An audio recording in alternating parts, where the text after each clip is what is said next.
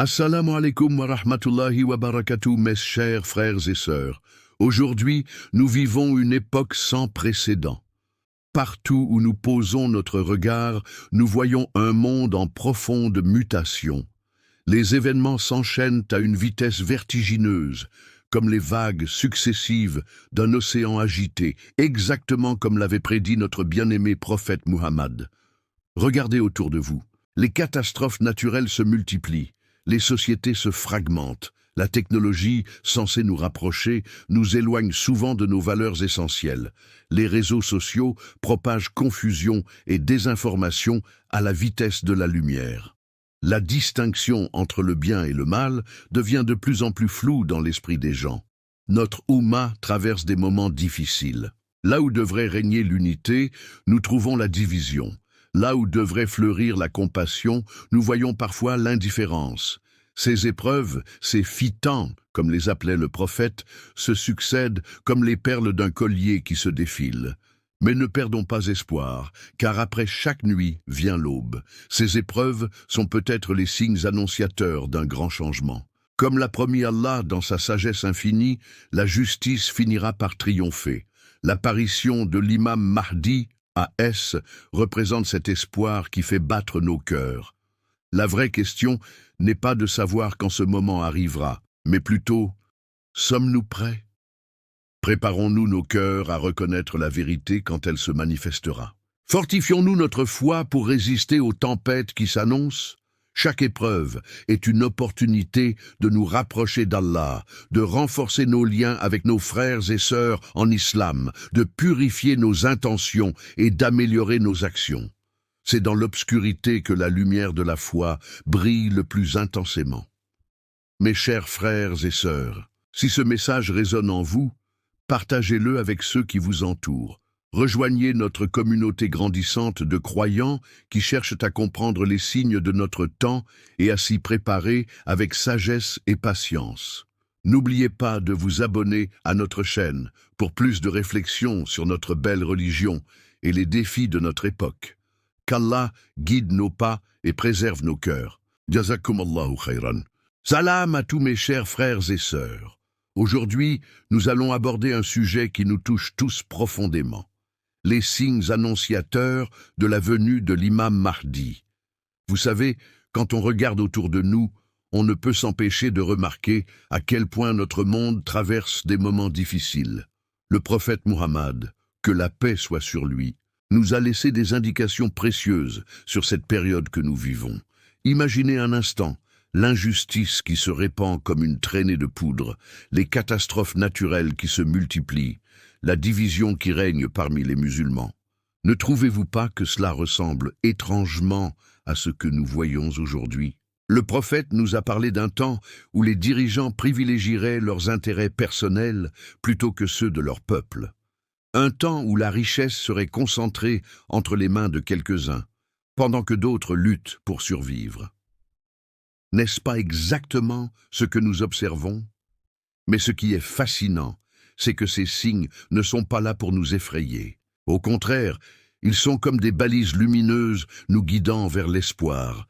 Car oui, l'arrivée de l'imam Mahdi est une promesse divine, une lumière au bout du tunnel.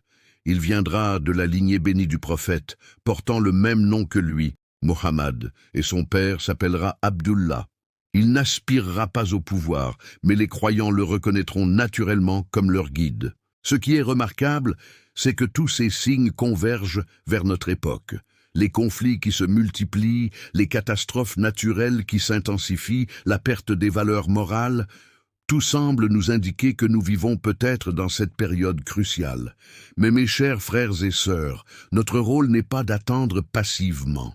Notre devoir est de nous préparer, de purifier nos cœurs, de renforcer notre foi et de rester fermement attachés au Coran et à la Sunna. Si ce sujet vous a touché et que vous souhaitez approfondir ces connaissances essentielles, n'oubliez pas de vous abonner à la chaîne et d'activer la cloche des notifications. Partagez également cette vidéo avec vos proches, car la connaissance qui profite est celle qui est partagée. Qu'Allah nous guide tous vers la vérité et nous permette de reconnaître les signes qu'il place sur notre chemin. Prenez soin de vous et on se retrouve très bientôt pour une nouvelle vidéo, Inch'Allah. Assalamu alaikum wa rahmatullahi wa barakatuh, mes chers frères et sœurs. Aujourd'hui, nous vivons une époque sans précédent. Un temps où chaque jour apporte son lot de nouvelles bouleversantes. Partout où nous posons notre regard, nous voyons un monde en profonde mutation. Les événements s'enchaînent à une vitesse vertigineuse, exactement comme l'avait prédit notre bien-aimé prophète Muhammad. Regardez autour de vous, les catastrophes naturelles se multiplient, les sociétés se fragmentent, la technologie, censée nous rapprocher, creuse parfois des fossés entre nous. Les valeurs morales s'effritent jour après jour. N'est-ce pas là le tableau exact que le prophète avait dépeint pour notre époque? Mais au cœur de ces ténèbres brille une lueur d'espoir, une promesse divine qui traverse les âges, l'avènement de l'imam Mahdi, A.S., cette figure attendue qui, selon les traditions, viendra restaurer l'équilibre dans un monde déséquilibré. Notre communauté, la Oumma, traverse des épreuves considérables. Nous sommes témoins de souffrances dans de nombreuses régions du monde. Des familles sont séparées, des vies sont bouleversées. Pourtant, ces difficultés ne sont pas une fin en soi, mais peut-être les signes annonciateurs d'un renouveau. La vraie question n'est pas de savoir quand ces changements surviendront, mais comment nous nous y préparons. Renforçons-nous notre foi? Cultivons-nous la patience? Maintenons-nous l'espoir vivant dans nos cœurs? Les épreuves que nous traversons aujourd'hui sont comme un test de notre résilience spirituelle. Chaque difficulté est une opportunité de nous rapprocher d'Allah, de renforcer nos liens communautaires, de raviver notre compassion. L'histoire nous enseigne que les périodes les plus sombres précèdent souvent les plus grandes aurores. Notre rôle est de rester ferme dans notre foi, unis dans l'adversité et confiants dans les promesses divines. Mes chers frères et sœurs, si ces paroles résonnent en vous, partagez ce message d'espoir. Rejoignez notre communauté grandissante en vous abonnant à notre chaîne. Ensemble, maintenons vivante la lumière de la foi dans ces temps troublés. Qu'Allah nous guide tous sur le droit chemin et nous accorde sa miséricorde.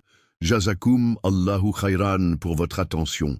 Et n'oubliez pas d'activer la cloche des notifications pour ne manquer aucun de nos prochains messages d'espoir et de réflexion. Laissez-moi poser une question. Qui sont les compagnons du prophète Isa, A.S., et qui sont les compagnons de l'imam Mahdi, A.S., et comment le salut dira-t-il de nous? Aidez-moi à répondre à cette question, car elle est cruciale et impacte notre destin. Dans ce coffret sacré, l'imam Mahdi, A.S., et le prophète Isa, A.S., sont deux figures prophétiques majeures qui se rejoindront dans une alliance divine pour établir la justice et la vérité sur terre. Leur collaboration unique est un signe direct de la volonté d'Allah de purifier le monde et de guider les hommes vers le droit chemin. Alors que l'imam Mahdi, A.S., prépare les fondations de la foi et de la justice, le prophète Isa, A.S., descend pour sceller le destin du bien et du mal. Leur partenariat est une image puissante de la convergence entre la préparation, la justice et la révélation divine. Lorsque le Dajjal sera vaincu et que le prophète Isa, A.S., aura accompli sa mission, un nouvel ordre se lèvera, marqué par la justice, la paix et la vérité. Le prophète Isa, A.S., annoncera la bonne nouvelle du salut à tous les musulmans qui auront été persévérants dans leur foi et leur pratique de l'islam, en particulier ceux qui se seront distingués par leur droiture, leur justice et leur sincérité. Quant à ceux qui auront désobéi et refusé de suivre le prophète Isa, A.S., et l'imam Mahdi, A.S., ils seront soumis à des châtiments justes proportionnels à leurs crimes et à leurs erreurs. Cependant, Allah, dans sa miséricorde, leur pardonnera s'ils repentiront sincèrement de leurs péchés et se repentent de leurs transgressions.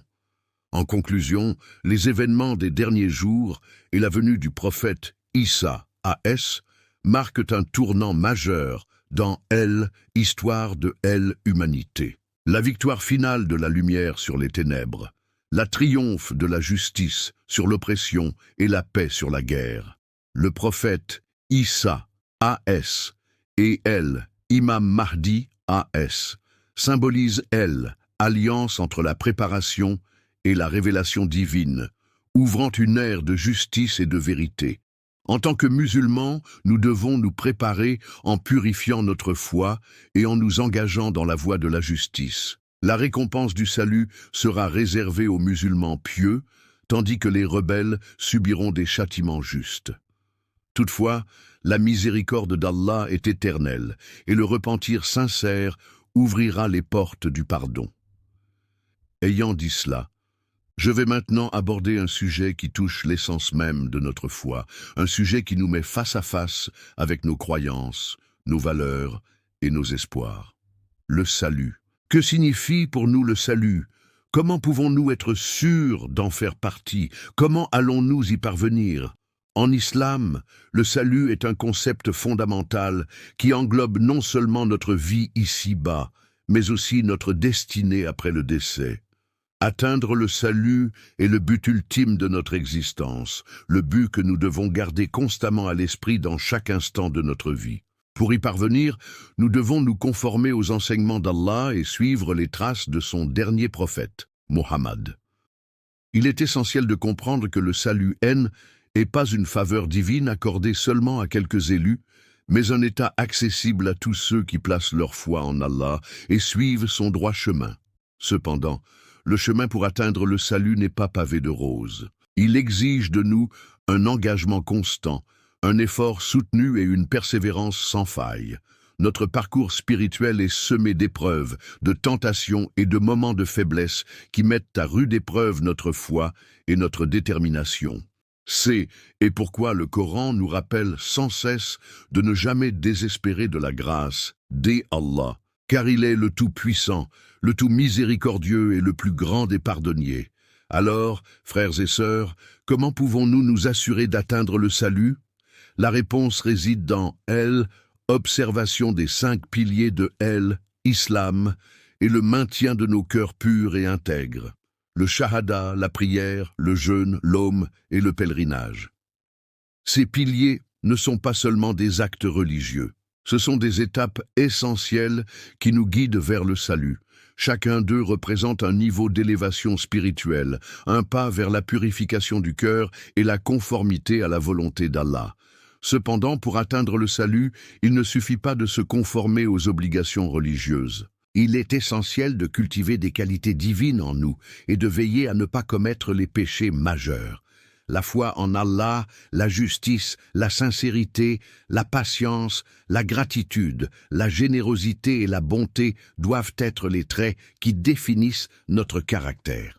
Tandis que les péchés majeurs tels que le shirk, la méduse, le meurtre, le vol et l'adultère doivent être évités à tout prix, car ils sont des obstacles majeurs sur le chemin du salut. Enfin, il est crucial de se souvenir que le